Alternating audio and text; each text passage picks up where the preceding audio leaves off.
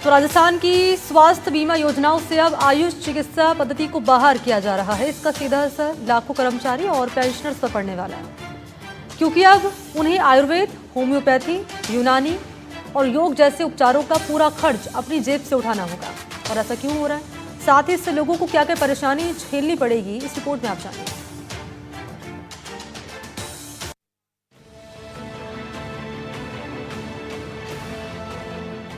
स्वास्थ्य बीमा योजनाओं से आयुष चिकित्सा को अलग किया जा रहा है। प्रदेश में 10,000 से ज्यादा आयुष चिकित्सक कार्यरत हैं और जयपुर समेत पूरे राज्य में 50 से ज्यादा बड़े अस्पतालों में आयुष सेवाएं दी जाती हैं। लेकिन बीमा कवरेज हटने से इन सभी सुविधाओं का सीधा असर मरीजों की जेब पर पड़ेगा। राजस्थान में सरकारी बीमा योजनाओं से अब आयुष पत्ती यानी यूनानी, आयुर्वेदिक और होम्योपैथी जैसी पत्तियों को बाहर किया जा रहा है। अगर इन पत्तियों को बाहर किया जाता है तो इनके पत्तियों के माध्यम से जिन मरीजों का इलाज होता है वो काफ़ी ज़्यादा महंगा होता है और उसका सीधा सीधा असर मरीजों की जेब पर पड़ने वाला है। आयुष पद्धति को बीमा से बाहर करने का सबसे ज्यादा असर ग्रामीण और बुजुर्ग मरीजों पर पड़ेगा। ये वर्ग सालों से आयुर्वेद और होम्योपैथी पर भरोसा करता आया है। सस्ती और सुरक्षित होने की वजह से लाखों लोग इस पद्धति से इलाज कराते हैं, लेकिन अब बीमा का लाभ न मिलने पर इन मरीजों को इलाज और दवाइयों का पूरा खर्च खुद ही उठाना पड़ेगा।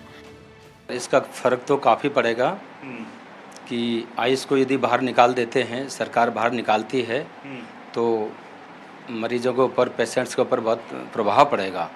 कारण क्या है कि बहुत से ऐसे पेशेंट हैं जो आयुष का ही ट्रीटमेंट लेना, इलाज लेना पसंद करते हैं, वो एलोपैथी में जाते ही नहीं हैं।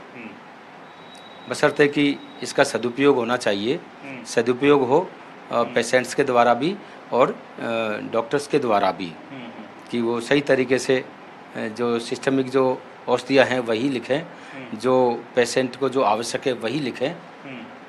यदि फालतू दवाई लिखते हैं तो सरकार का भी नुकसान, पब्लिक का भी नुकसान। कर्मचारी और पेंशनर संगठनों ने भी इस फैसले का विरोध शुरू कर दिया है। राजस्थान आयुर्वेद चिकित्सा अधिकारी संघ ने साफ तौर पर ऐतराज जताया है। प्रदेशाध्यक्ष ने साफ तौर पर कहा है कि राजस्थान सरकार से अपील है कि वो ज्यादा से ज्यादा आयुर्वेद औषधियों को RGHS स्कीम में शामिल करे ताकि आम लोगों को फायदा मिल सके। NDTV ने जब RGHS आयुष पद्धति को लेकर सवाल किया तो किसी ने कैमरे पर बोलने से इनकार कर दिया। शाहीन खान ने कहा कि फिलहाल आयुष पद्धति में दरें तय करने और स्टैंडर्ड बनाने की प्रक्रिया चल रही है। जब तक इसमें पारदर्शिता और एकरूपता नहीं आती तब तक इसे बीमा में शामिल नहीं किया जा सकता। शाहीन खान और HVEC ने कहा कि आयुर्वेद के कुछ पैकेजेस के नाम में गलती है और कुछ रेट्स में डिस्क्रेपेंसी है। एक कमेटी बनाई गई थी जिसकी रिपोर्ट आने के बाद इसे फिर से शुरू कर दिया जाएगा।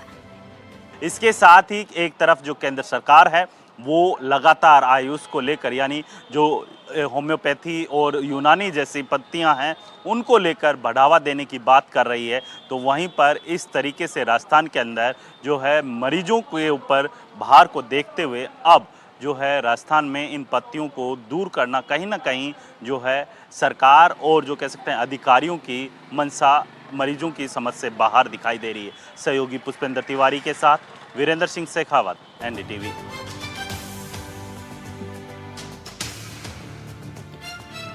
तो बीकानेर की समृद्ध सांस्कृतिक विरासत को सहेजने और आने वाली पीढ़ियों तक पहुंचाने की दिशा में एक शानदार कदम उठाया गया। जिला उद्योग संघ की पहल पर बनाई गई एक आर्ट गैलरी शहरवासियों और पर्यटकों दोनों के लिए आकर्षण का केंद्र बनी हुई है।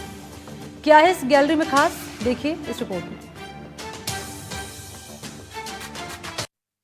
जब बीकानेर की बात आती है तो जहन में एक खूबसूरत शहर बस जाता है, खूबसूरत शहर की तस्वीर बन जाती है।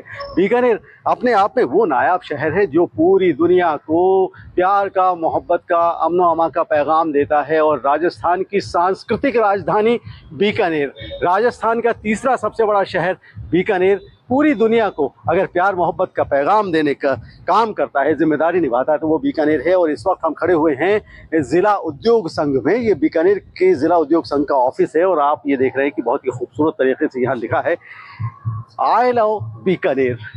550 साल पहले बीका जी ने इस शहर को बसाया था और इस शहर को बसाते वक्त बीका जी के जहन में एक ये ख्याल था कि दुनिया का सबसे नायाब शहर हो और वो शहर कहलाए बीकानेर। बहरहाल राव बीका जी के इस ख्वाब को